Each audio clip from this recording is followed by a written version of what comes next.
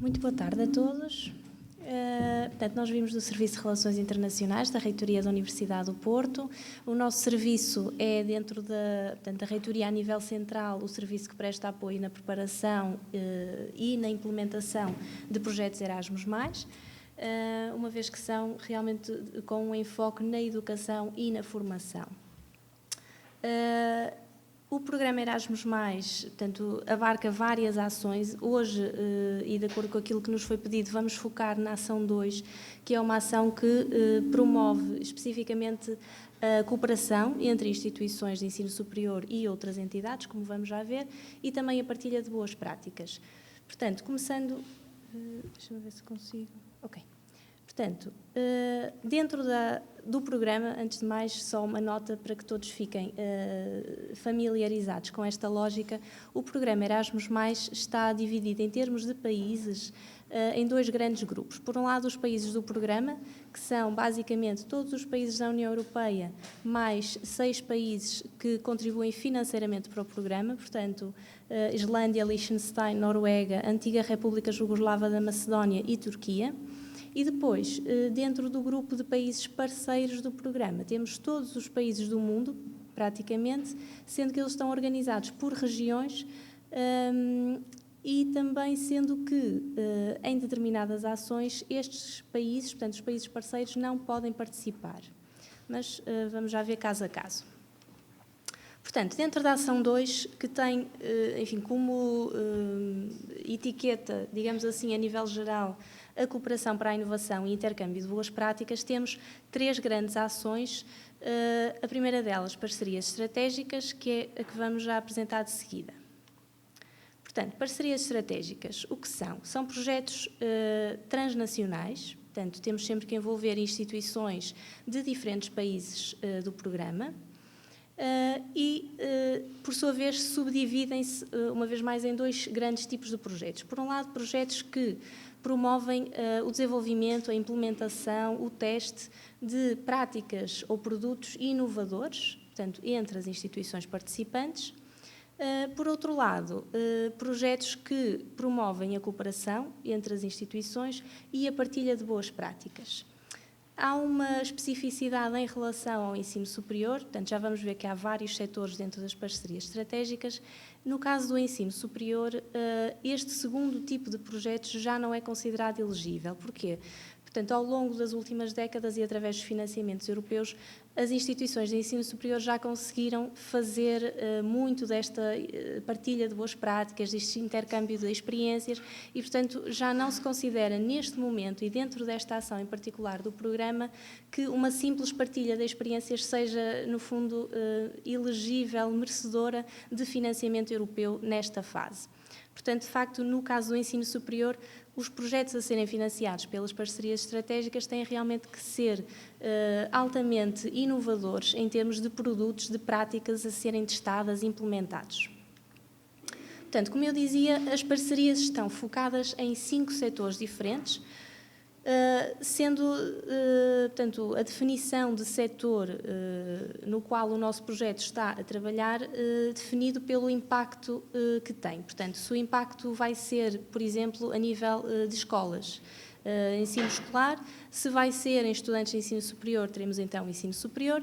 Depois temos também, portanto, educação profissional, ensino profissional, educação de adultos e juventude. Vamos ver, dentro de momentos, que depois, para cada um destes setores, há especificidades a terem de ser respondidas pelos projetos. Portanto, em termos de organizações participantes, esta ação é muito flexível e, portanto, basicamente qualquer tipo de instituição pode participar. Temos desde organizações de educação, formação, juventude, portanto, desde logo universidades, naturalmente, mas todo o tipo de organizações que, de alguma forma, estão ligadas com outros setores socioeconómicos, com educação, com formação, podem participar. Portanto, aqui estão alguns exemplos, portanto, desde autoridades locais, regionais, organizações culturais, câmaras, organizações de comércio, centros de formação, enfim. praticamente desde que a instituição contribua com a sua experiência, com o seu expertise para a prossecução dos objetivos do projeto, ela será elegível. Em termos de prioridades, portanto, estes projetos obrigam necessariamente a que pelo menos uma prioridade seja endereçada, digamos assim. E nós temos dois grandes tipos de prioridades. Por um lado, as horizontais, que são, no fundo, transversais a todos aqueles 5 setores que vimos, portanto, educação superior, educação escolar, ensino para adultos, etc. E depois vamos ter prioridades por cada um dos setores, que naturalmente serão específicas de acordo com as necessidades nesse setor. Portanto, em termos de prioridades horizontais, desde logo o projeto deve responder a competências básicas, portanto, ao desenvolvimento de competências básicas e transversais dos indivíduos. Portanto, há um enfoque muito grande na questão do empreendedorismo, na questão das competências digitais, portanto, aqui poderá ser realmente um foco de grande interesse para a sessão de hoje. Promoção da empregabilidade dos indivíduos, o desenvolvimento das suas competências a nível cívico também, de participação na vida social. Portanto, o foco realmente é no desenvolvimento das competências dos indivíduos. Este tipo de projetos também poderá depois, deverá, aliás, fazer grande disseminação de todas estas atividades. Depois, uma segunda prioridade diz respeito à inclusão social e diversidade na educação. Portanto, aqui depois existem várias linhas de atuação, digamos assim, desde o desenvolvimento de competências sociais, cívicas e culturais, pensamento crítico, combate à discriminação na educação e formação, combate ao bullying, portanto, tudo isto aplicado a todos os setores, desde a educação, o desporto também. Depois, o aumento da participação e desempenho da aprendizagem dos indivíduos, redução das disparidades de aprendizagem, em particular em relação a alunos de contextos desfavorecidos. Redução das disparidades também no acesso e no envolvimento, portanto, utilização de tecnologias digitais na educação, com um ênfase especial na questão do género. Depois, uma terceira prioridade, portanto, o desenvolvimento de práticas abertas e inovadoras na era digital. Portanto, procura-se inserir, isto na verdade é muito evidente em todo o programa Erasmus+, o foco na utilização de tecnologias de informação e comunicação como um meio para melhorar a qualidade do ensino. Portanto, aqui promove-se a utilização de métodos pedagógicos inovadores que promovam uma governação participativa, o desenvolvimento de ferramentas e materiais pedagógicos que utilizem realmente estas novas tecnologias no contexto de educação e formação, sempre na perspectiva de melhorar a qualidade do ensino. Continuando ainda com as prioridades horizontais, uma das prioridades tem um enfoque muito específico no desenvolvimento dos formadores, portanto, nas suas competências, na forma como ele depois vai transmitir as atividades junto dos beneficiários. Por outro lado, transparência e reconhecimento de competências e qualificações, isto no sentido de, uma vez mais, promover a empregabilidade, no sentido de facilitar portanto, a transição entre diferentes etapas, seja do ensino para o mercado de trabalho, seja entre diferentes trabalhos, diferentes áreas. Uma outra prioridade diz respeito, portanto, a ações que contribuam para a implementação do Investment Plan for Europe, portanto, o plano relativamente recente de tornar a Europa uma região mais atrativa a investidores. E este ano há uma prioridade específica que tem a ver com a celebração do Ano Europeu do Património Cultural, em 2018, e, portanto, uma das prioridades será realmente ações que promovam os valores educacionais, promovam, no fundo, o reconhecimento do património cultural europeu como uma forma também de contribuir para práticas inovadoras e melhoria em geral do ensino. Passando agora às prioridades para o ensino superior. Portanto, elas estão assentes portanto, nas políticas europeias, naturalmente, em particular na agenda renovada europeia para a modernização do ensino superior. Portanto, em termos de prioridades, por um lado, ajustar, isto é uma preocupação também muito presente em todo o programa, ajustar as competências dos estudantes às necessidades do mercado. Portanto, há identificada um desajuste entre as competências dos estudantes e aquilo que é as necessidades do mercado e, portanto, ações que promovam esta convergência e, portanto, este ajuste são realmente prioritárias no sentido de facilitar a empregabilidade. Depois também há uma preocupação grande em desenvolver e testar sistemas de monitorização dos graduados, portanto, uma espécie de tracking dos graduados, no sentido de perceber o percurso que fazem e conseguir, no fundo, conseguir que se... Peço desculpa que isto às vezes enrola-se e não se diz nada. Portanto, conseguir perceber o percurso que os estudantes e os graduados estão a fazer no mercado de trabalho. Depois, aumentar a qualidade e relevância do ensino, uma vez mais aqui o foco das TIC. Políticas de incentivo aos recursos humanos, quer a nível nacional, quer a nível institucional, havendo também preocupação em promover a excelência e a formação docente. Para além disso, criar sistemas de ensino superior inclusivos, ou seja, reforçar o envolvimento social das instituições com os constrangimentos, as prioridades a nível local. Promover também formas de permitir que ações de voluntariado, trabalho comunitário possam ser consideradas como parte integrante das formações dos estudantes. Promover ações que permitam a inclusão e o sucesso académico, portanto, uma vez mais o foco em estudantes de contextos desfavorecidos.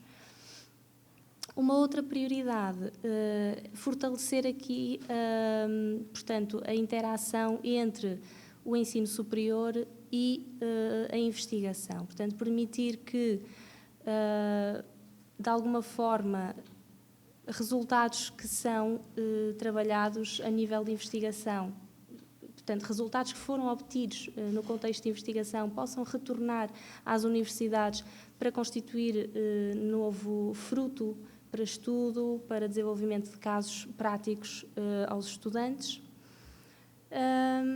E, por fim, promover a internacionalização, o reconhecimento, a mobilidade, sempre em linha, naturalmente, com as reformas e princípios de Bolonha. Portanto, isto a nível de prioridades, elas são... É muito densa a informação que o guia nos dá. Como podem ver, é uma ação muito flexível em termos de linhas, portanto, há ideias sempre muito presentes em todo o programa, que passam muito pela empregabilidade, pela utilização das tecnologias, pela inclusão social, pela modernização, pela melhoria da qualidade do ensino.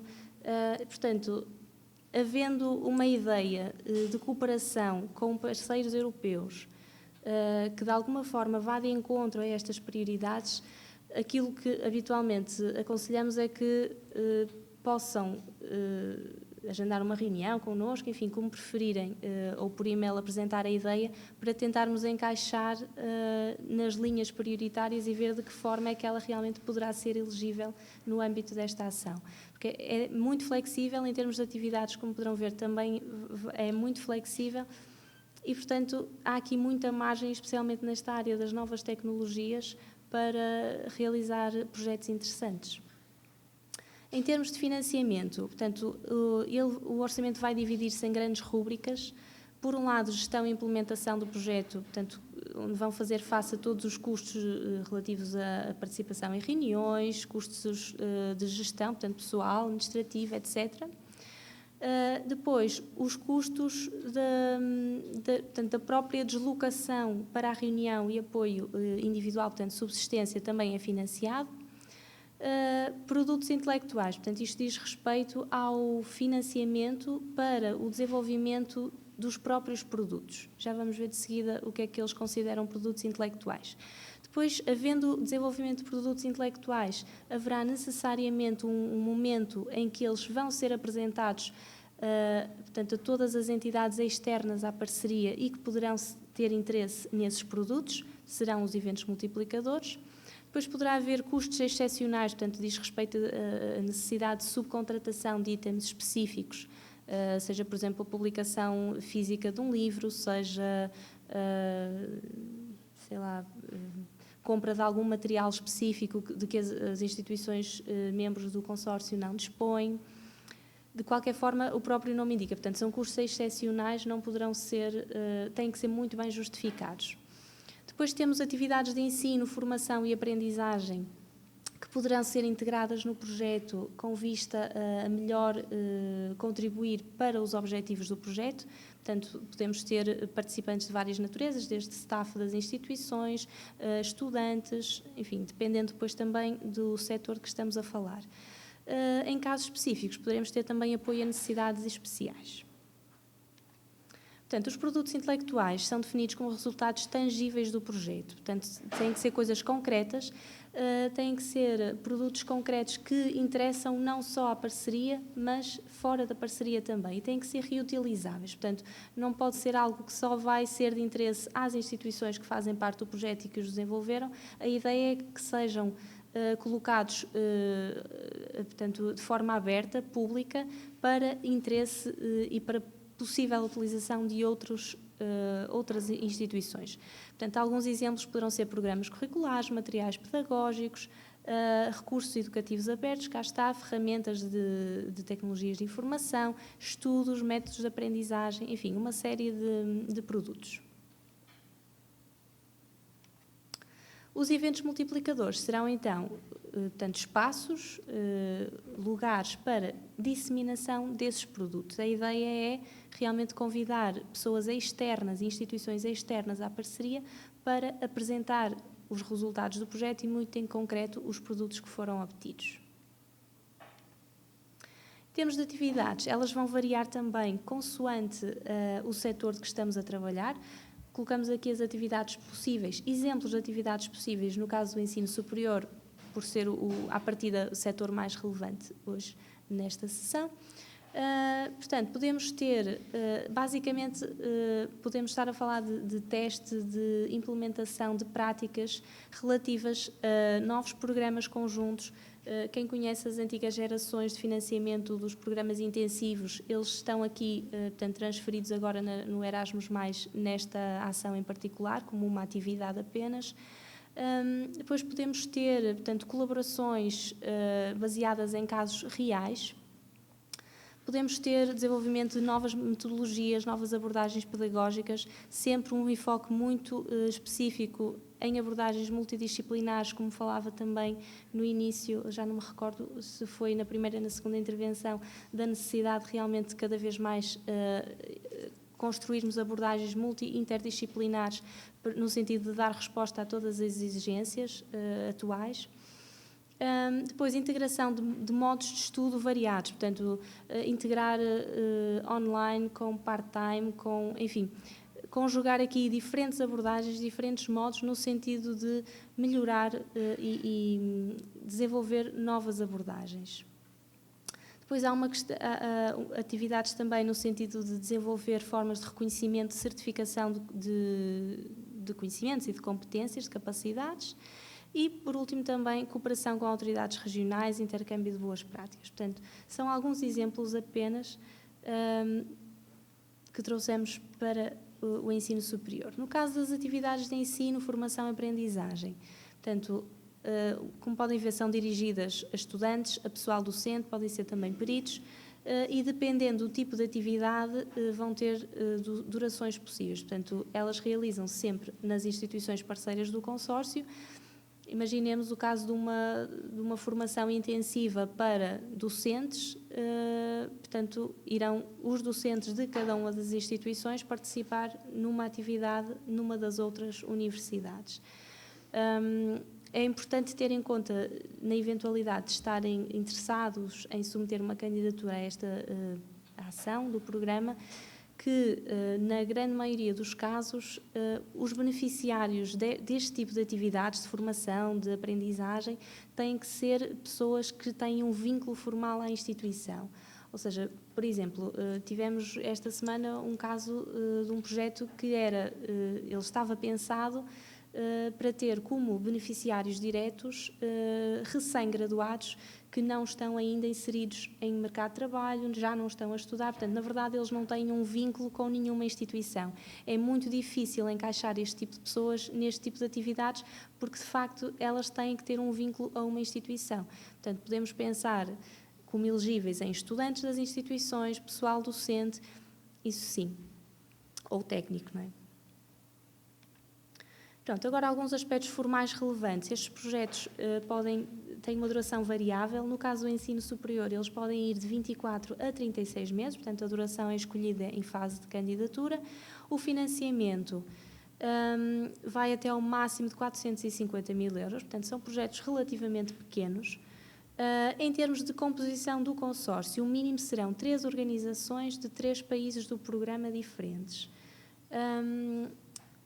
Países fora do programa, portanto, aqueles países parceiros, podem participar apenas quando trazem um valor acrescentado ao consórcio. Portanto, a ideia realmente é centrar esta cooperação nos países do programa e, aliás, é importante pensar também, quando estamos a construir o projeto, o porquê de estarmos a candidatar-nos a financiamento europeu, ou seja, os projetos têm que ter um caráter transnacional e os nossos objetivos, as nossas ações têm que se demonstrar que os nossos objetivos e as nossas ações só poderão ser alcançados através deste caráter transnacional. Portanto, não podemos simplesmente, imaginemos que temos 3 parceiros, não podemos simplesmente cada um de nós fazer determinadas ações a nível local sem tirar partido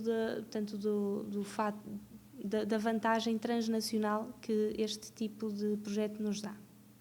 Em termos de número de parceiros máximo, ele não existe formalmente. De qualquer forma, considerando que naquela rúbrica de gestão e implementação do projeto, o valor mensal que é atribuído, que é de 500 euros para o coordenador e 250 euros para o parceiro por mês, é multiplicado, portanto, pela duração do projeto, mas até ao máximo de 10 parceiros. Ou seja, se incluirmos 12 parceiros, o financiamento que cada um irá receber já será inferior aos 250 que estão previstos. Portanto, é uma questão a ter em conta, ainda que também não seja muito expectável que um projeto desta natureza tenha mais do que 10 parceiros, pela sua natureza.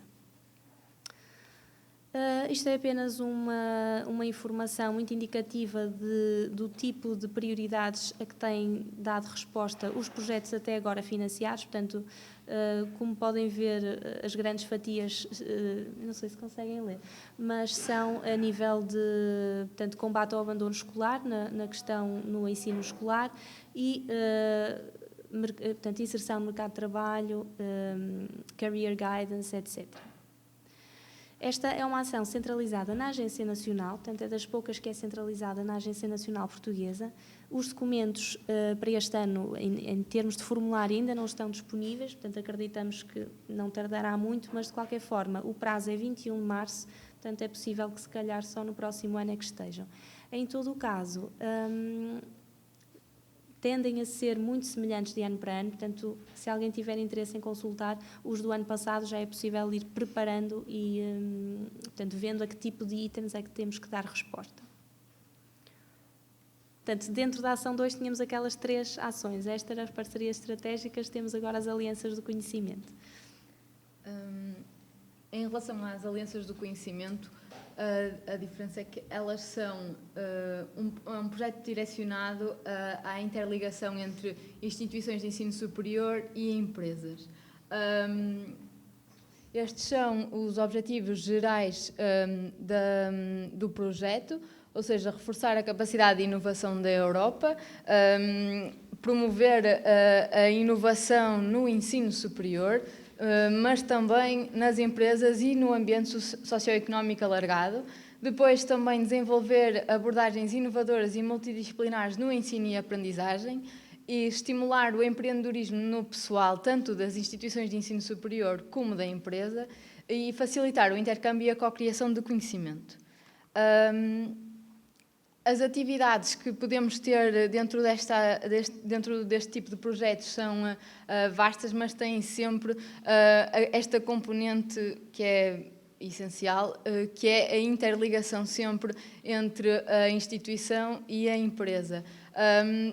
Dentro deste projeto podemos ter ações muito diferentes, como o desenvolvimento de novos currículos direcionados mais para a empregabilidade, ou seja, desenvolver currículos que estejam mais direcionados às linhas que as empresas vão necessitar, ou desenvolvendo as competências que as empresas depois vão necessitar nos novos graduados. Mais do que isso, temos a interligação entre o staff de uma empresa com a instituição de ensino superior e com a instituição de ensino superior e a empresa, ou seja, esta interligação cria novas oportunidades tanto para a empresa como para o ensino superior. Na instituição de ensino superior podem ser atividades constituídas por formação dada pelo staff das empresas, e pode ser o ensino ou apoio na investigação, e na parte das empresas, no apoio ao ensino superior, pode haver aqui a ligação para a criação de novos produtos, spin-offs, várias oportunidades que podem ser desenvolvidas aqui. Ao haver esta interligação, nós vamos promover a empregabilidade dos estudantes e também novos caminhos profissionais que eles podem seguir. Os pontos fulcrais deste projeto, deste tipo de projetos, são a inovação. Este projeto tem que trazer algo novo ao panorama atual. A sustentabilidade, são preferidos projetos que garantam que há uma ligação estável entre as empresas e as instituições de ensino superior que vão constituir o consórcio, ou seja, esta estabilidade vai garantir que depois o projeto tenha continuidade. E depois também o impacto que vai ter, ou seja, ao estimularmos a empregabilidade ou as competências empreendedoras nos estudantes, vamos também aumentar o impacto que isso vai ter tanto na vida deles como também na modernização do ensino superior, para que se direcione mais para essa ligação à empregabilidade. Aqui temos 2 exemplos de projetos aprovados no último ano. Um deles um dos parceiros é a Universidade do Porto, que é o Arts and Humanities Entrepreneurship Hubs, que procura promover competências empreendedoras em estudantes de artes e humanidades. Nós temos a interligação com a FEBAUP e a FLUP, aqui na Universidade do Porto, e vão ser criados centros de empreendedorismo para estimular exatamente essas competências empreendedoras em estudantes que, no seu percurso profissional, normalmente não estão tão sensibilizados para essas áreas. Outro exemplo é este segundo projeto, Tourism Research Innovation and Next Generation Learning Experience, em que um dos parceiros é a Universidade do Algarve e que aqui é mais ligado a instituições de ensino superior que vão apoiar empresas na área do turismo, mas numa perspectiva de sustentabilidade. Em relação aos aspectos formais deste tipo de projetos, no mínimo são 6 organizações independentes de pelo menos 3 países do programa. E dessas 6 organizações, pelo menos 2 têm de ser instituições de ensino superior e outras 2 têm de ser empresas. O projeto pode também, como as parcerias estratégicas, ter 2 ou 3 anos e, se for de 2 anos, o máximo de orçamento disponível é 700 mil euros e com 3 anos são 1 milhão de euros. A candidatura já é centralizada na Agência Europeia e o prazo é 28 de fevereiro de 2018.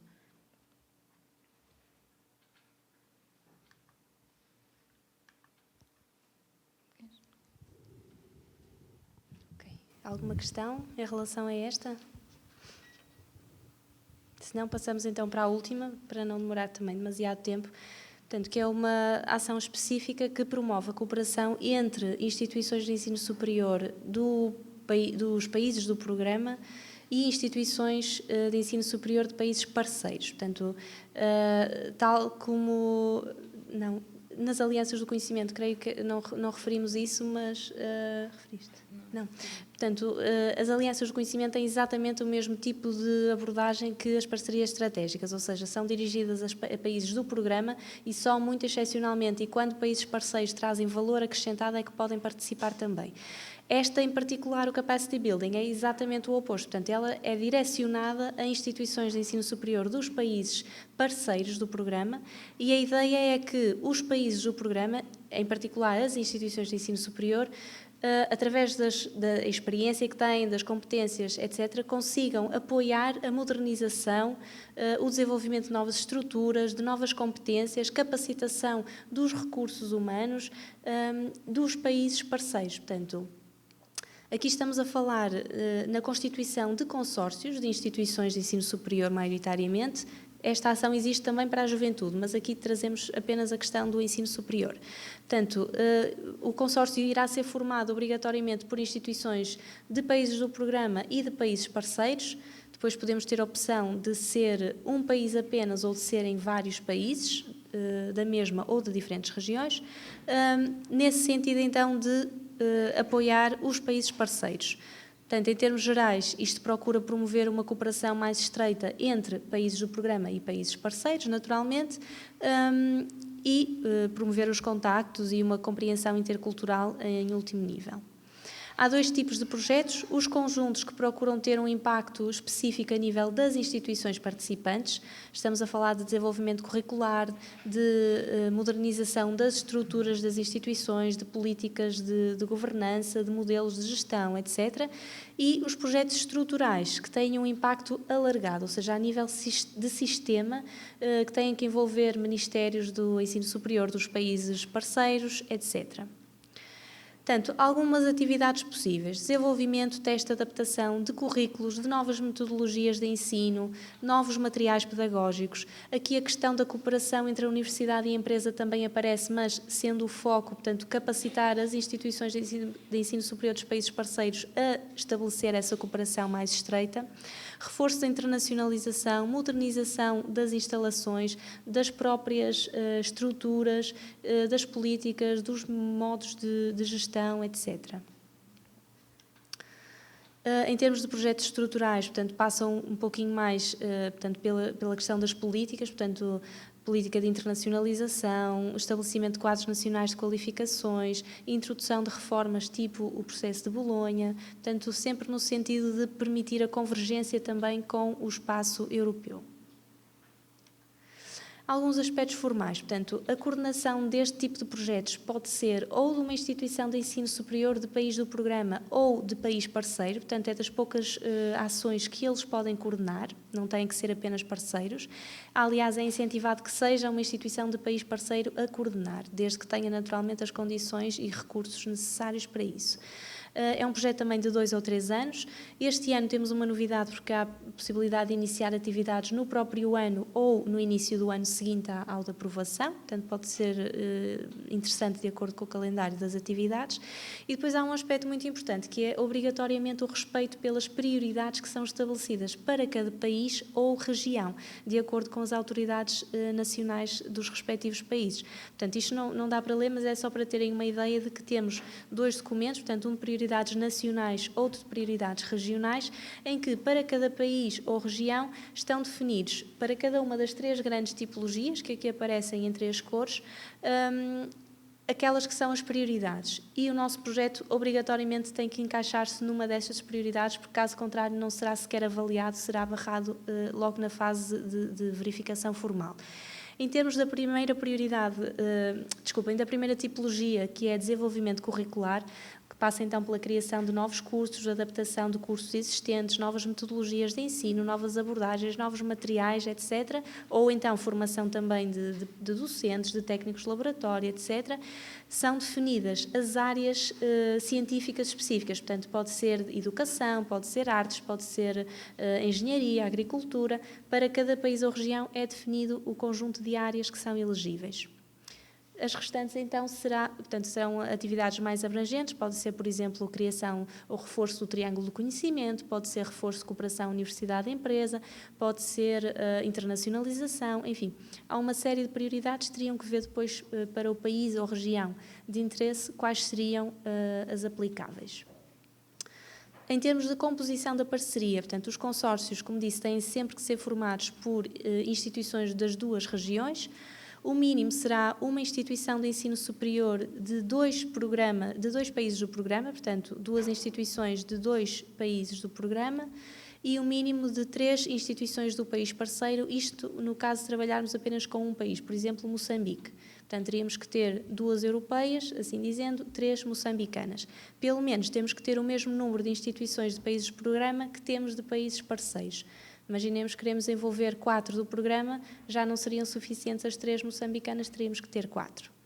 Podemos querer trabalhar com vários países, se for o caso, mantém-se a regra da participação de instituições de países do programa, teremos que ter depois 2 instituições de cada um dos países parceiros e aplica-se a mesma regra de igualdade mínima de instituições de países parceiros que de países do programa. Portanto, um exemplo seria trabalhar com Brasil e Argentina, teríamos que ter 2 brasileiras, 2 argentinas e pelo menos 2 do programa. Tipo de instituições participantes, portanto, não se restringe apenas a instituições de ensino superior, podemos ter outro tipo de organizações públicas ou privadas ou até associações de instituições. De qualquer forma, apenas as instituições de ensino superior ou as associações podem coordenar um projeto desta natureza. Depois temos os diferentes papéis, portanto, há um coordenador, que acontece em todas estas ações, na verdade, de que falamos, que vai ser o responsável último pelo projeto. Os parceiros contribuem ativamente e são responsáveis por algumas das partes do projeto e recebem financiamento correspondente, tal como foi previsto em sede de candidatura, e depois temos associados ou afiliados que não têm direito a financiamento. O seu papel é específico em algumas atividades do projeto, tais como disseminação, ou, por exemplo, no caso de ser um projeto conjunto de desenvolvimento curricular, podemos querer ter como associado o Ministério de Ensino Superior que vai acreditar o programa novo naquele país. Enfim, vai depender muito de projeto para projeto. O financiamento vai, o mínimo de 500 mil euros, o máximo será 1 milhão, estando agrupado depois em várias rúbricas, custos de staff, portanto vai pagar todo o esforço de staff com a gestão e o desenvolvimento das atividades do projeto, custos de viagem de subsistência associada a todas as atividades, seja reuniões de monitorização, de gestão, seja atividades de formação, workshops, conferências, etc., temos a possibilidade de ter equipamento apenas para as instituições de ensino superior dos países parceiros, portanto estamos a falar em criar laboratórios, equipar com meios de tecnologia, tudo isso é possível, desde que justificado naturalmente e só para eles. Subcontratação, uma vez mais, um pouco como excepcional, caso nós não consigamos no seio da parceria garantir esses meios, esses objetos ou serviços, e os custos excepcionais este ano aparecem, mas enfim, numa situação muito específica de financiamento adicional de viagens.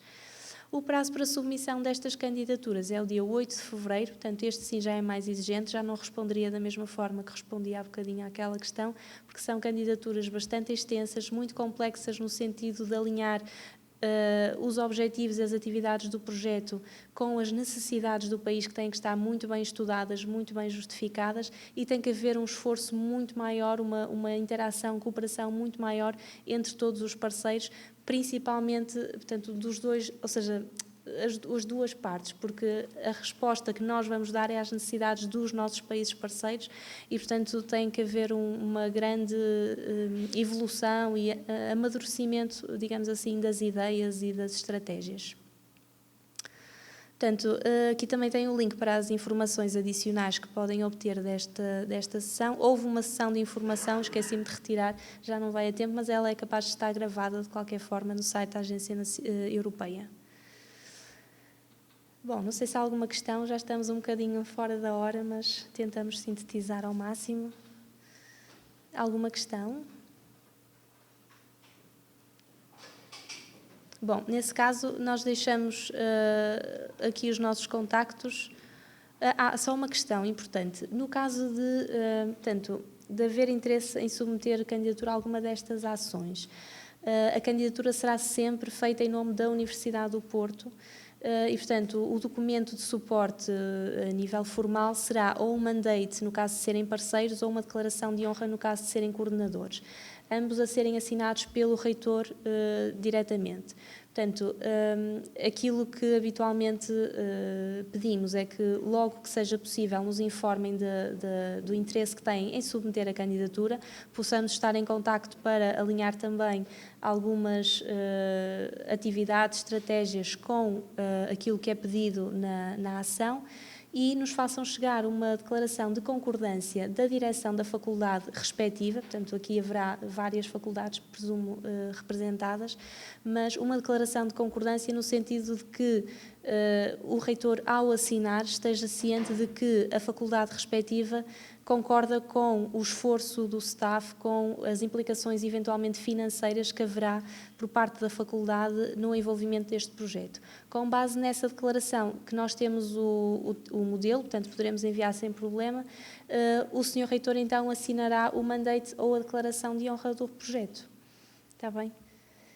Ok, pronto, deixamos então o nosso contacto. Caso tenham alguma questão que não ficou esclarecida ou tenham alguma ideia que gostassem de discutir um pouquinho mais em detalhe, estamos ao dispor. Sim, claro.